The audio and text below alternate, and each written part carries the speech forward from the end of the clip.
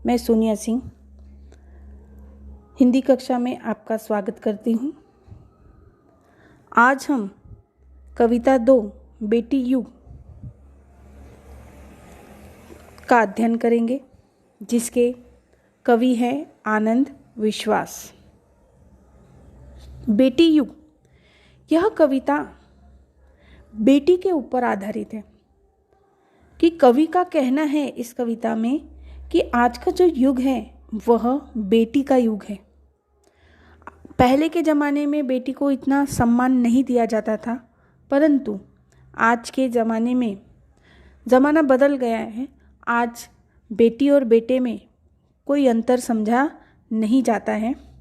इसलिए कवि कहते हैं कि आज का जो युग है वह है बेटी युग।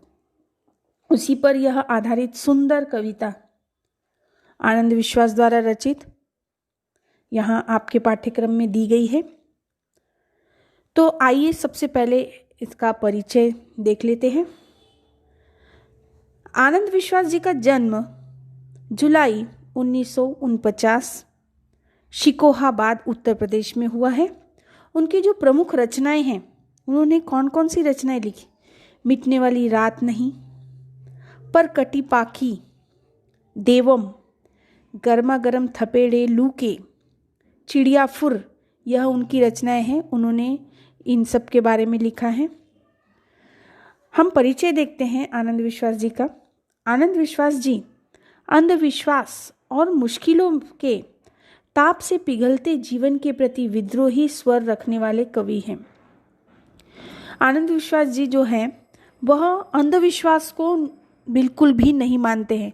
उनके जीवन में वह सबसे बड़ा जो उनके जीवन में विद्रोह है वह अंधविश्वास के प्रति है कि वह बिल्कुल भी अंधविश्वास को अपने जीवन में को जगह नहीं देते हैं। प्रस्तुत कविता के माध्यम से कवि ने बेटियों की शिक्षा महत्व के साथ साथ उनकी आत्मनिर्भरता प्रगति को प्रतिपादित किया है। यह जो कविता है इसमें कवि ने इस कविता के माध्यम से कि हमें बेटियों को उचित शिक्षा दी जानी चाहिए, बेटियों का महत्व हमें समझना चाहिए। शिक्षा के साथ साथ में हमें उनको आत्मनिर्भर बनाना है। आत्मनिर्भर मतलब कि अपने पैरों पर उन्हें खड़ा करना है और उनकी प्रगति भी हमें करनी है। इस कविता के माध्यम से कवि ने बेटी के महत्व को समझाया है। तो यह कविता सर्वप्रथम हम देखते हैं। नानी वाली कथा कहानी अब भी जग में लगे सुहानी, बेटी युग के नए दौर की आओ लिख ले नई कहानी। बेटी युग में बेटा बेटी सभी पढ़ेंगे सभी बढ़ेंगे, फौलादी ले नेक इरादे खुद अपना इतिहास गढ़ेंगे। देश पढ़ेगा देश बढ़ेगा, दौड़ेगी अब तरुण जवानी, नानी वाली कथा कहानी अब भी जग में लगे सुहानी। अब यहाँ पर कवि पहली पंक्ति में कह रहे हैं कि जो नानी हमें कथा कहानी सुनाती थी पहले, आज भी वह हमें सुहानी लगती है, मतलब कि हमारे मन को बहुत अच्छी लगती है। सुहानी का अर्थ होता है सुंदर। बेटी युग के नए दौर में, ये जो दौर है, यह जो समय है, दौर का अर्थ होता है समय, यह जो बेटी युग का जो नया दौर है, चलो आओ हम सब मिलकर एक नई कहानी लिखते हैं। हम अपनी बेटियों का सम्मान करेंगे, उन्हें प्यार देंगे, उन्हें एक समाज में प्रतिष्ठा प्रदान करेंगे। इस प्रकार की हम एक नई कहानी लिखते हैं। कवि यहाँ पर यही कहते हैं कि हमने नानी की जो कथा कहानी है बहुत सुन ली और आज भी हमें वह बहुत सुंदर लगती है, बहुत अच्छी लगती है, परंतु ये जो बेटी युग है, ये जो नया दौर है, नया समय है, हम इसमें आओ मिलकर सब लोग एक नई कहानी बेटी के लिए लिखते हैं, जिसमें बेटी के लिए उचित शिक्षा, उसको उचित सम्मान यह मिले।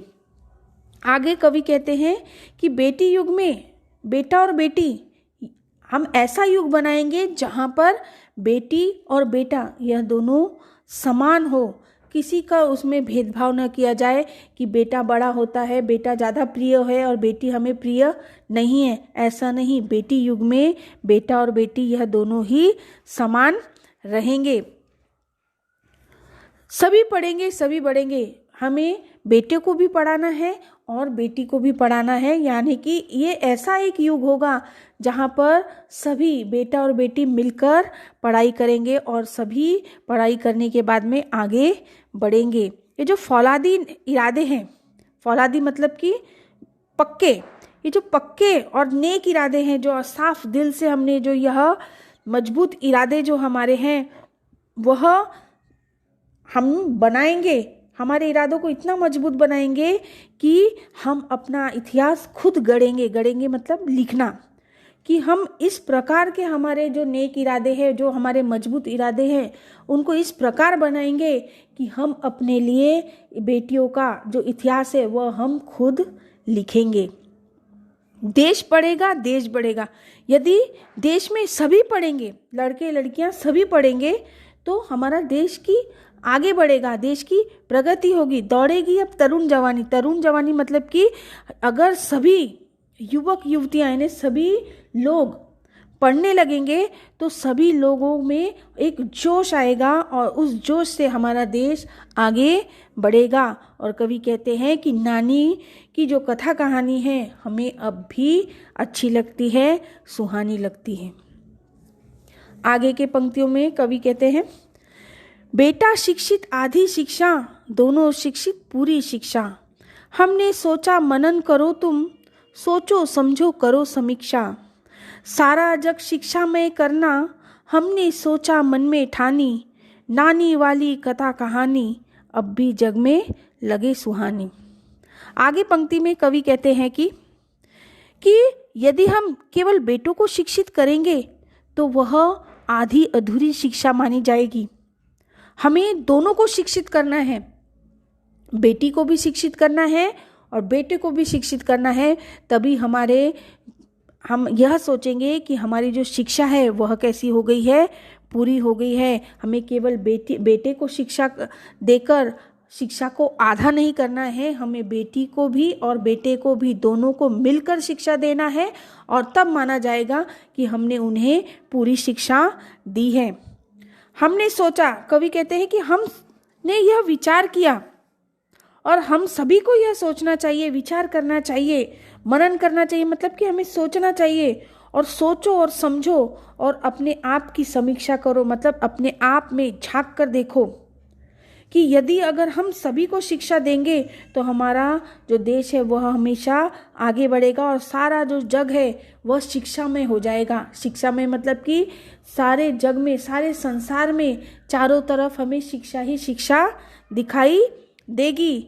और हमने यह सोचा है कि हम यह करके दिखाएंगे, हमने यह मन में ठाना है कि हम लड़का और लड़की दोनों को समान शिक्षा देंगे और समान शिक्षा देने के बाद में उन्हें अपना एक इतिहास रचने के लिए कहेंगे और पूरा जग इससे कैसा हो जाएगा, शिक्षामय हो जाएगा। चारों तरफ शिक्षा ही शिक्षा दिखाई देगी। नानी वाली कथा कहानी अब भी लगे सबको सुहानी, यानी आज भी बच्चों को जो सुनाई जाती है नानी की कहानियाँ वह आज भी बहुत प्यारी लगती है।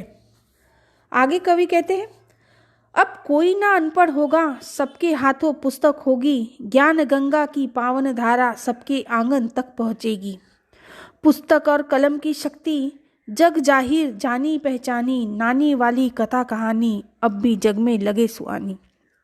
कवि कहते हैं कि यदि हम लड़का और लड़की दोनों को शिक्षा देंगे तो हमारे देश में या हमारे संसार में कोई भी अनपढ़ नहीं होगा, कोई भी बिना लिखा पढ़ा नहीं होगा और सबके हाथों में क्या होगी, पुस्तक होगी। और ज्ञान की जो गंगा है, जो ज्ञान की पावन गंगा है, वह हमारे देश में उसकी धारा बहने लगेगी। सबके आंगन आंगन तक वह ज्ञान की गंगा मतलब नॉलेज, ज्ञान, यह सबके घरों घरों तक, आंगन आंगन तक पहुँचेगी, क्योंकि वहाँ का सभी का जो लड़का है, वहाँ की जो लड़की है, वह सभी लोग क्या हो जाएंगे, शिक्षित हो जाएंगे। इस प्रकार से किसी भी घर में कोई भी अनपढ़ नहीं बचेगा, सबके घर में ज्ञान की गंगा की धारा बहने लगेगी।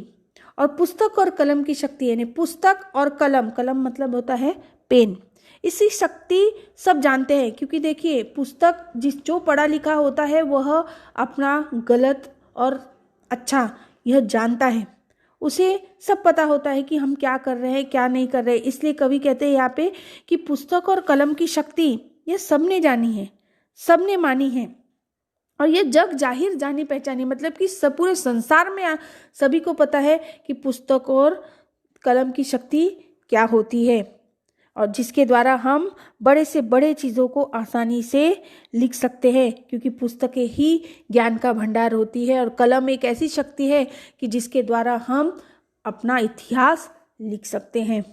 तो कवि फिर से कहते हैं कि नानी वाली कथा कहानी हमें आज भी प्यारी लगती है।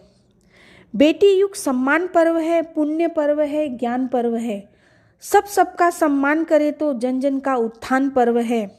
सोने की चिड़िया तब बोले, बेटी युग की हवा सयानी, नानी वाली कथा कहानी अब भी जग में लगे सुहानी।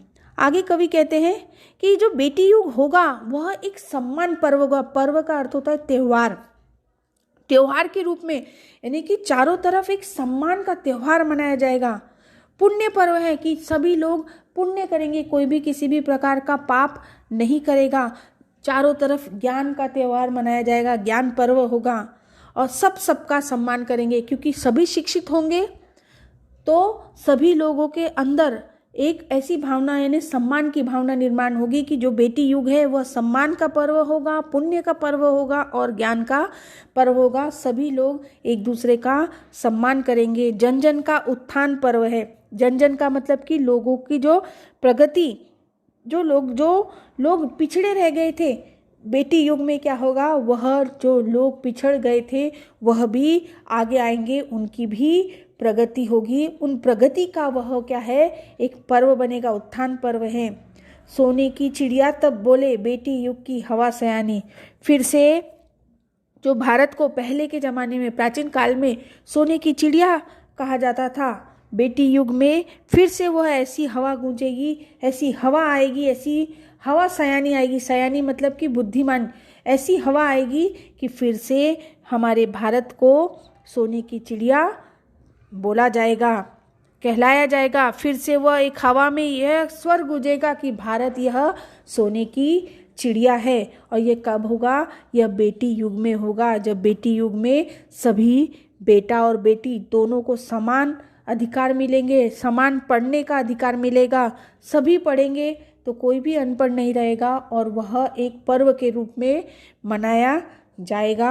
और नानी वाली कथा कहानी अब भी जग में लगे सुहानी। कवि कहते हैं कि बच्चों को जो नानी कहानी सुनाती है वह आज भी कैसी लगती है, प्यारी लगती है। तो यहाँ पर यह कविता समाप्त होती है। इस कविता से हमें यही सीख मिलती है कि हमें कभी भी बेटा और बेटी में भेदभाव नहीं करना चाहिए। दोनों ने जन्म लिया है, दोनों के अपने अपनी जिम्मेदारियां हैं। लड़का अपनी जिम्मेदारी और लड़कियां अपनी जिम्मेदारी होती हैं। वो दोनों को समान अगर हम संधि देते हैं, समान अवसर देते हैं अपने आप को साबित करने का, तो इससे बड़ा हमारे देश के लिए, प्रगति के लिए, गौरव के लिए यह नहीं होगा। आज आप देखिए प्रत्येक क्षेत्र में लड़का लड़की दोनों कंधे से कंधा मिलाकर हर क्षेत्र में काम कर रहे हैं। लड़कियां कहीं पर भी किसी भी लड़कों से पीछे नहीं हैं। कहा जाता है कि लड़कियां तो आज लड़कों से आगे निकल गई हैं। तो कवि यहाँ पर यही कहना चाहते हैं कि हमें ऐसी बेटी युग बनाना है, ऐसा बेटी युग का दौर लाना है जिसमें कोई भी अनपढ़ नहीं रहेगा, चारों तरफ ज्ञान की गंगा बहेगी, और इस प्रकार हम बेटियों को अपने पैरों पर खड़ा कर सकते हैं, उनको आत्मनिर्भर बना सकते हैं, और जिसकी वजह से बेटियों का समाज में सम्मान भी होगा और वह अपने जिम्मेदारियां बहुत अच्छे से निभाएगी। आशा करती हूँ सभी को यह कविता अच्छे से समझी होगी। धन्यवाद।